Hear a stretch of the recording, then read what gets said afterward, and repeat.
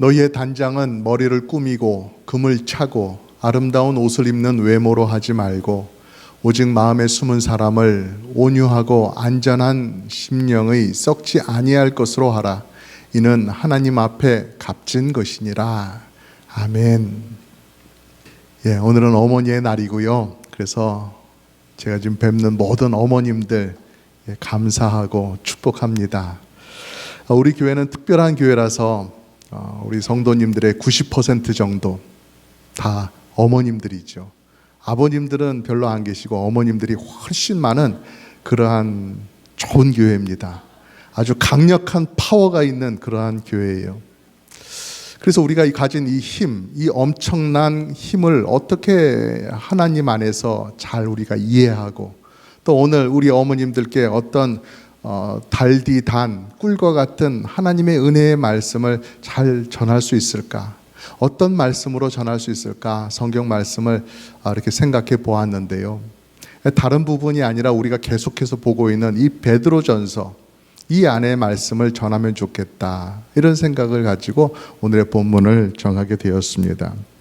사실 오늘 본문은 아내가 남편과의 관계 속에서 어떻게 구원의 결실을 맺어갈 것인가, 어떻게 가정 안에서 경건한 성도의 모습을 보이면서 살아갈 것인가 하는 그러한 것들을 다루고 있는 본문인데요. 파나마시티에 계신 어떤 훌륭한 목사님께서 그러한 말씀을 하셨습니다. 아내가 곧 어머니요, 어머니가 할머니다. 홍아무개 목사님께서 그런 말씀을 하셨습니다. 아내의 자리와 어머니의 자리가 크게 다르지 않다는 것이죠. 우리가 가정생활을 하다 보면 세월이 지나감에 따라서 아내가 어머니가 되고 어머니가 할머니가 되고 하는 이러한 역할의 변화, 이런 것들이 우리에게 있다는 것이에요. 그래서 오늘의 말씀은 가장 먼저는 아내 그리고 어머니에게 해당되는 말씀이고요. 더 넓게 보면 이 가정 안에서, 더 넓게 보면 교회 안에서 성도가 어떠한 모습으로 살아가야 되는지, 어떤 방향으로 나가야 되는지 그것을 알려주는 교훈의 말씀이라 볼 수가 있겠습니다. 먼저 3절 말씀을 보면 이렇게 말씀합니다. 너희의 단장은 머리를 꾸미고 금을 차고 아름다운 옷을 입는 외모로 하지 말라 말씀을 하십니다. 이렇게 하라 그랬으면 얼마나 또 우리가 좋을까요? 근데 하지 말라고 말씀을 하십니다. 여성들은 자신을 아름답게 보이는데 많은 힘을 쏟죠. 시간을 많이 씁니다. 머리도 손질하고 얼굴도 막 눈썹부터 입술도 막 그리고 피부에 막 바르고 막 두껍게 뭔가를 칠하고 그래가지고 아름답게 보이려고, 예쁘게 보이려고 참 이렇게 애를 많이 쓰시는데요. 옷도 아무거나 입는 게 아니죠. 옷은 무엇을 입고 치마는 뭘 입고 막 색깔도 또 옷의 질감 같은 것도 섬유 같은 것도 다 이렇게 매칭을 해서 이렇게 입습니다. 그래서 외출하는데 시간이 참 많이 걸려요. 어떤 가난한 부부가 있었어요. 외출을 해야 되는데 남편은 벌써 준비가 다 끝났어요. 아내를 기다리는데 아내가 나오지 않아요. 가서 보니까 옷을 고르고 있는데 고민하는 거예요. 그래서 남편이 말했습니다. 여보, 당신 딱 옷이 한 벌인데 그 옷 블라우스 한 벌, 치마 한 벌인데 그 뭐 고르는 게 어려워. 그게 무슨 고민할 게 있어. 그랬더니 아내가 하는 말이, 여보 무슨 말씀 하시는 거예요?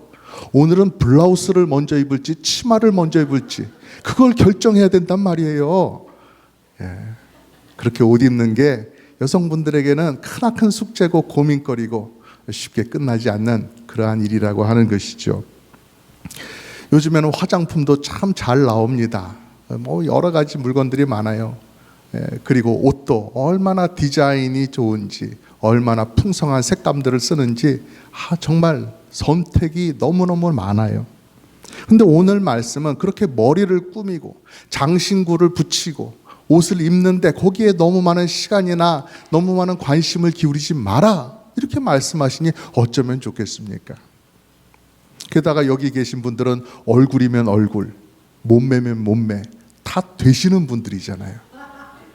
조금만 단장을 하면 그 단장한 효과가 아주 잘 나타난단 말이에요. 그러니까 다른 다른 교회에 계시는 그 평범하게 생기신 분들, 그런 분들하고는 좀 달라요. 좀 단장하고 싶은 유혹을 많이 받으시는 분들이란 말이에요. 내가 조금만 바르면 정말 미스 코리아 뺨칠 만한 그런 얼굴이 나오는데 아쉽다, 이런 말씀이 있다는 것이죠. 그래서 유혹을 크게 받는 이런 가운데서 우리가 그것을 어떻게 극복하느냐, 그리고 왜 우리가 그것을 절제해야 되느냐 하는 것을 오늘 말씀에서 말씀하고 있어요. 이에 대한 대답을 4절 말씀에서 주시는데 우리 함께 읽어볼까요? 시작.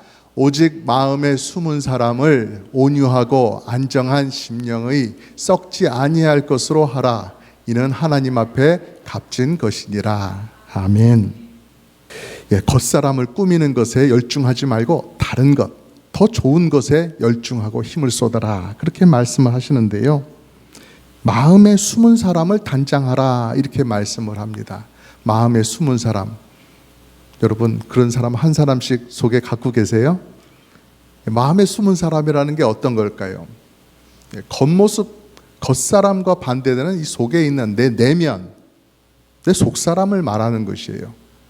우리의 겉모습은 한눈에 척 보입니다. 얼굴, 옷, 내 머리, 이런 건 금방 척 보여요. 드러나 있어요. 그러나 내 속사람, 내 내면은 보이지 않아요. 그래서 대조적으로 숨어 있는 것과 같다, 이렇게 말씀을 하는 것입니다. 보이지 않으니까요. 근데 여기서 중요한 것은 왜 그 속사람을 잘 단장해야 하느냐 하는 그 이유이겠죠. 그것은 하나님 앞에 값진 것이기 때문에 그렇습니다. 하나님께서 귀하게 보아주시는 것, 하나님께서 더 귀하게 여기시는 것이 바로 그것이기 때문에 거기에 관심을 갖고 노력하라라고 말씀을 하시는 것이죠. 사실 예수님 믿기 전에는 내 외모가 정말 중요했어요. 다른 사람에게 잘 보이는 것, 멋지게 보이는 것, 내 진짜 모습보다 더 아름답게 보이고 어필하는 것, 그것이 정말로 중요했어요. 그러나 예수님을 믿고 보니까 하나님께서 내 속사람을 더 중요하게 보신다는 사실을 알고 이제는 내 속사람 꾸미는 것이 더 중요한 일이 되었다라는 것이에요. 그래서 우리는 각오를 해야 돼요. 겉을 꾸미고 겉을 단장하는 것, 아쉽지만, 참으로 아쉽고 안타깝지만 내 지금 외모가 이렇게 받쳐주니까 됐다 치고, 더 꾸미지 않아도 이 정도로 된다 치고 이제는 내 속사람을 단장하면서 그렇게 살아야 되는 것이에요. 거기에 힘을 써야 되는 것이에요. 그러면 속사람을 어떻게 단장하느냐? 두 가지 면에서 단장을 해야 되는데요. 하나는 온유한 사람이 되어야 되는 것이고, 또 하나는 안정한 심령을 갖도록 노력해야 된다, 그렇게 말씀을 하고 있어요. 먼저 온유한 성격, 이런 걸 말하면요, 영어로는 gentle 또는 mild, meek, 이런 단어로 표현을 할 수가 있을 것이에요. 그런데 성경에서 말하는 온유라고 하는 것은 우리가 일반적으로 저 사람 참 온유한 사람이야 라고 하는 것과 다릅니다. 다른 의미를 담고 있어요. 부드러움이라고 하는 것은 마찬가지겠지만 그 이유가 하나님을 알기 때문에 하나님의 관계 속에서 빚어지는 나의 신앙적인 태도예요.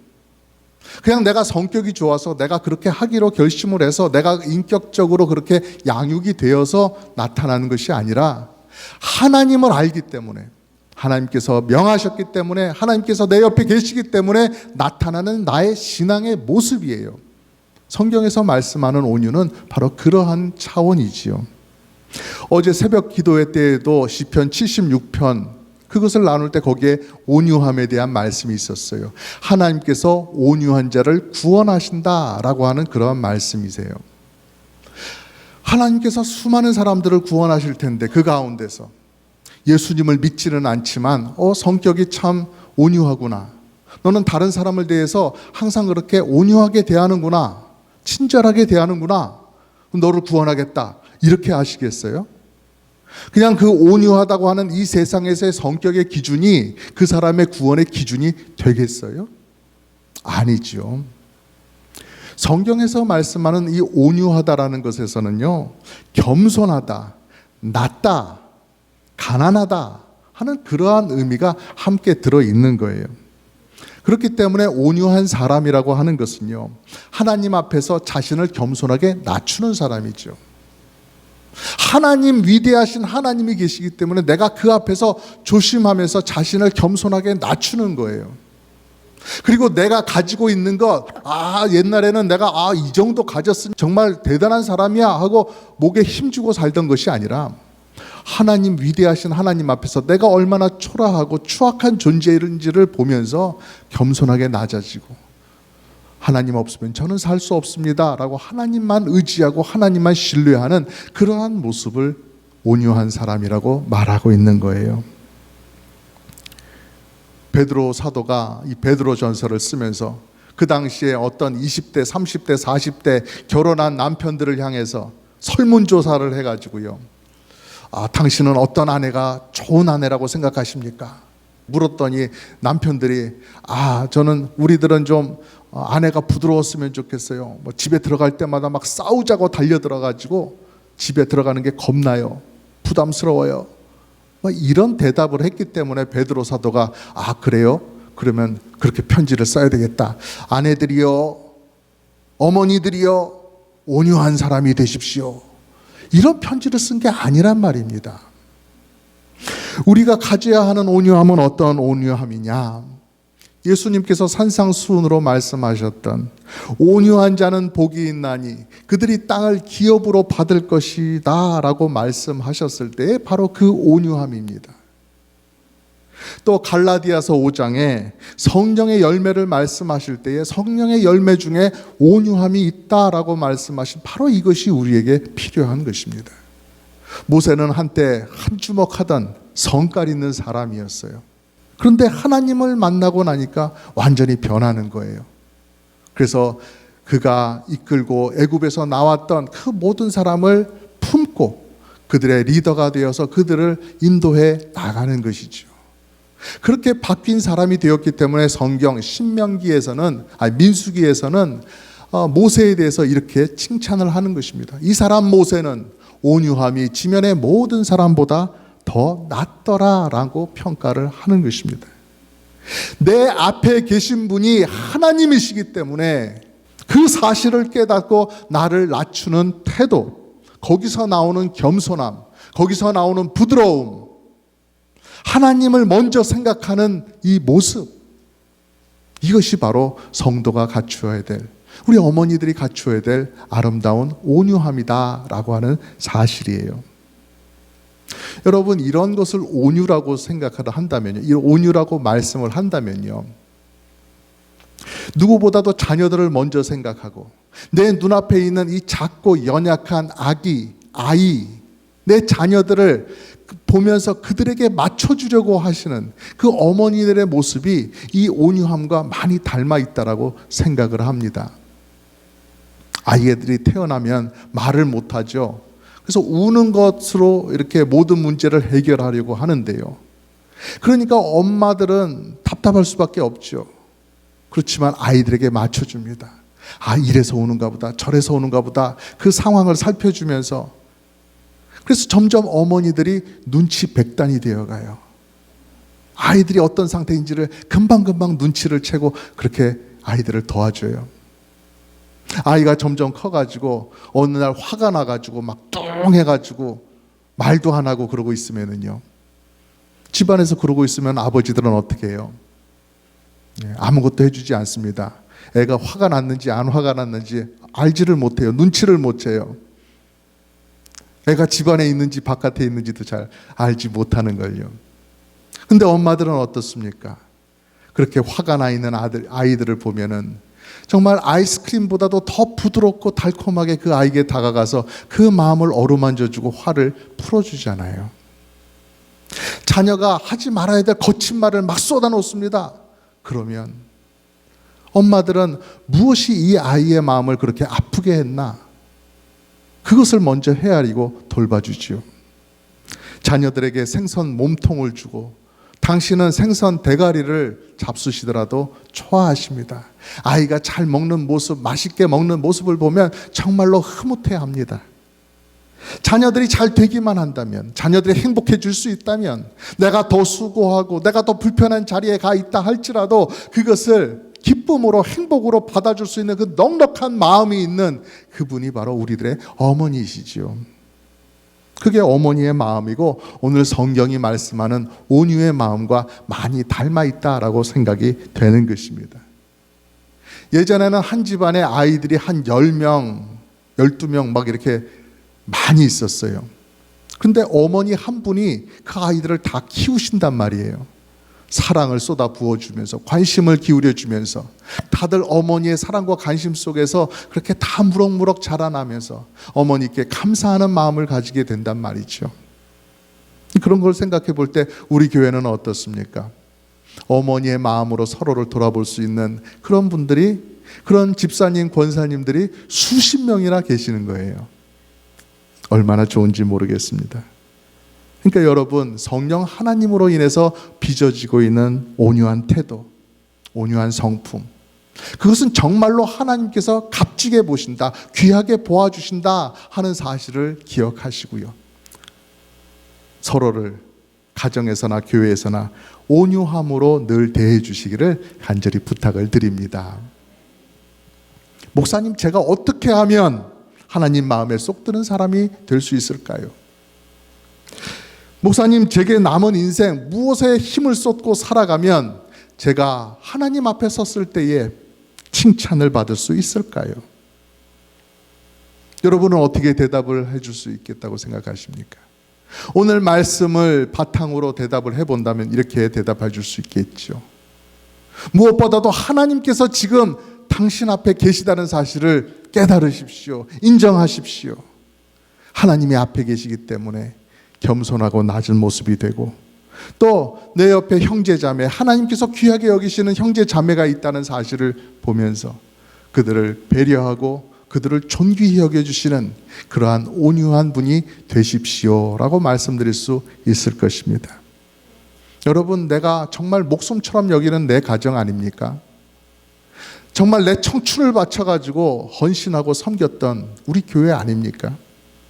이것을 더욱더 든든하게 세우고 하나님께서 기뻐하시는 교회로 세워나가고 그런 가정으로 만들어가는 그 비결, 그것은 바로 이 온유함에 있다고 하는 사실 기억하시기를 바랍니다. 이것이 우리가 나아가야 되는 방향입니다. 이 말씀 따라서 순종하시는 복된 여러분 되시기를 주님의 이름으로 축복합니다. 두 번째로, 우리가 속사람을 단장할 때 또 어떻게 단장해야 된다고 말씀합니까? 안정한 심령이라고 말씀을 하는데요, 영어로는 quiet spirit이라고 번역을 하고 있습니다. 그러니까 기본적으로 생각해 보면 막 내 마음속에 분주해가지고 막 정신이 하나도 없는, 아니면 막 이 생각 저 생각 막 뒤죽박죽이 되어가지고 그렇게 막 속이 시끄러운 그런 상태, 그런 것이 아니라고 우리가 기본적으로 생각할 수가 있겠죠.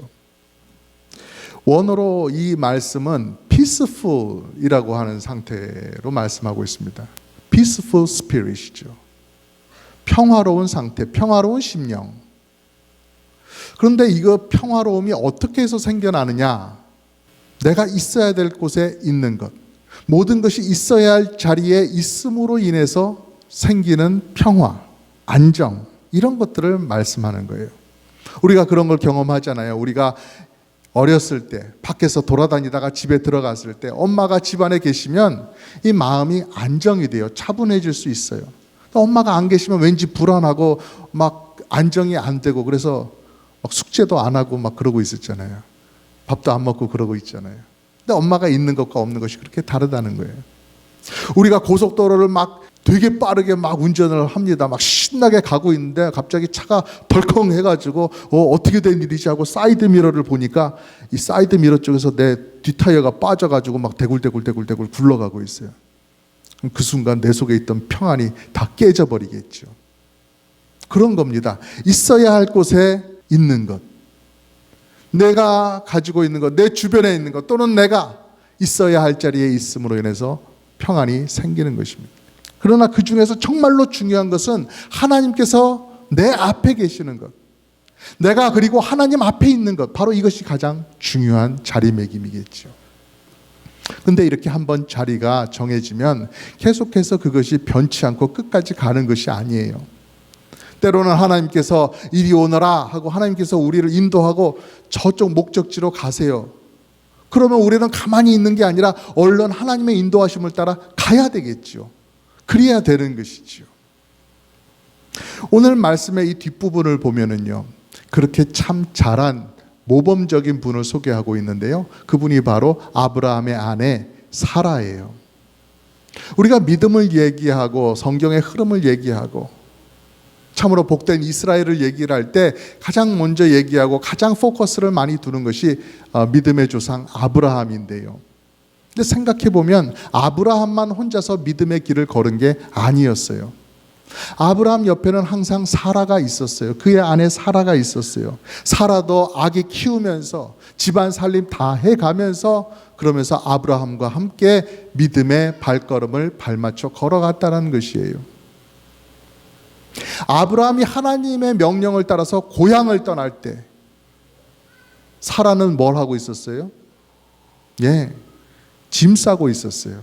보따리 싸고 있었어요. 같이 가야 되니까요. 아브라함이 조카 롯과 함께 살다가 점점점 양이 많아지고 소떼가 많아지고 해서 목초지가 부족해졌어요. 그래서 좀 이렇게 갈라서야 될 때에 아브라함이 롯을 데리고 가가지고 네가 먼저 땅을 골라라. 내가 양보하겠다. 그러고 돌아왔습니다. 그럴 때 사라가 아니 이 양반이 정신이 있나 하면서 막 긁어대고 막 그러질 않았어요. 어떻게 했어요? 당신 제정신이요 하고 하는 대신에 잘했군 잘했어 잘했군 잘했군 잘했어 그러게 내 영감이라지 이러면서 막 좋아했어요. 조카 롯과 지금 당장 내 수중에 갖고 있는 것 가지고 살아가는 그런 남편이 아니라 하나님을 자신의 기업으로 붙들고 있는 그 남편의 믿음의 위대함을 보았기 때문에 남편을 인정하고 존중하고 따라갈 수 있었던 거예요. 어느 날 남편이 아들 이삭을 데리고 하나님 앞에 제사를 좀 드리겠다고 집을 나갔습니다. 며칠 있다가 올 테니 그리 아시오 하고 갔습니다. 근데 이제 며칠 후에 다시 돌아왔습니다. 근데 조용히 하는 말이 여보 사실은 내가 이삭을 하나님 앞에 제사로 드리려고 데리고 갔던 거야. 아니 내가 이삭을 딱 묶어놓고 칼로 푹 찌르려고 하는데 그 순간 하나님께서 막으셨고 이삭을 잡지 말라고 그렇게 말씀하셔서 안 잡았는데 근데 옆에 보니까 순양이 수풀에 걸려 있더라고. 내가 그래서 그것을 하나님 앞에 제물로 드렸지. 이런 얘기를 들을 때 어느 어머니가 뺑 돌지 않겠어요? 아니 이 남편이 이게 정신이 나갔나 뭐 집 밖에 나가더니 별짓을 다 하고 돌아다니네. 오늘 당신 죽고 나 죽자 하면서 그냥 막 온 집안을 뒤집어 엎고 막 이러지 않았다는 거예요. 사라는 그러지 않았습니다. 6절 말씀을 보면 사라가 아브라함을 주라 칭하여 순종한 것 같이 뭐 달라 뭐 이런 것이 아니라 주 로드로 불렀다는 거예요. 그러니까 존중의 의미가 있다라는 것이에요. 아브라함의 곁에서 그와 함께하는 하나님을 같이 바라보았다라는 것이죠.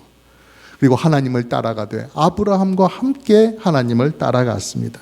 그러면서 아브라함을 그 집의 가장으로 그 집의 머리로 높였다라는 사실이에요. 여러분 사라가 순종했던 것, 남편에게 순종했던 것, 남편을 존중했던 것 아브라함이 대단한 사람이어서가 아니었겠죠. 하나님께서 아브라함을 붙잡고 그를 사용하시고 그를 인도하시는 것을 보면서 하나님의 위대하심을 인정하고 그 인도하심을 바라보니까 남편을 존중하고 남편을 따라갔던 거예요. 아내로서 어머니로서요. 하나님 때문에 자기가 있어야 할 자리를 지키는 것 그리고 그로 인해서 얻어지는 안정, 평화 이것을 사라가 보여주었던 것입니다. 그리고 그녀와 같이 우리도 믿음의 길을 걸어가자 하는 것이 오늘 말씀의 메시지예요. 여러분 오늘 말씀에 나오는 이 온유함과 이 평화, 안정이라고 하는 것 이거 세상에서도 다 똑같이 말하고 세상에서도 얻을 수 있는 것이다 이런 오해를 하지 마시기 바랍니다. 그런 평범한 교훈을 주려고 했던 것이라면 베드로 사도가 멀리 있는 교회들에게 그렇게 애써서 편지를 보내지 않아도 됐겠지요. 단어가 같다고 해서 교회가 추구하고 성도가 추구하는 삶과 이 세상에서의 삶이 똑같다고 생각하지 마시기를 바랍니다. 우리는 오늘도 말씀을 따라서 이 속사람이 변화되어 가고 있는 중이죠. 성령 하나님께서 우리를 만들어가고 계시는 중입니다. 내가 살고 내 옆에 사람들도 살도록 위대한 영적인 변화가 성령 하나님을 따라서 우리 속에서 이루어지고 있는 거예요.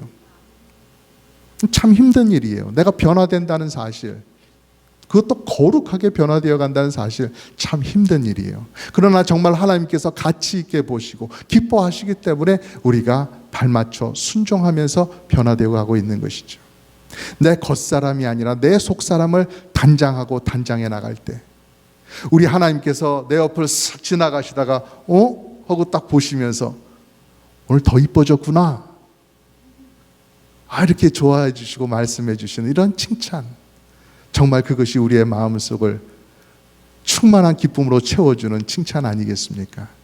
여러분께서 날마다 더 아름답게, 어떻게 더 아름다워질 수 있을까?